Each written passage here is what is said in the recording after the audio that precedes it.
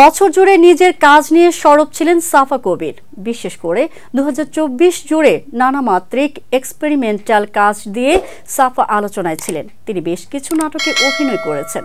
বছর শেষে CJFB অ্যাওয়ার্ডে best critics actor হিসেবে সেরা অভিনেত্রীর পুরস্কার জেতেন।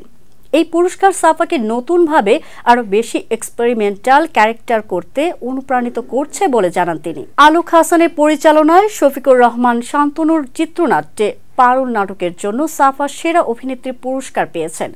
তবে এবছর জুড়ে তাকে টিকিট, সুপার ওয়াইফ, ফিদা, অনন্ত প্রেম, জাদুর শহর, 10 বিঘা ফুল বাগান, ফিল মাই লাভ, লাভবাজ, প্রথম প্রেম, একটু আধটু প্রেম কাজগুলোতে পাওয়া গেছে।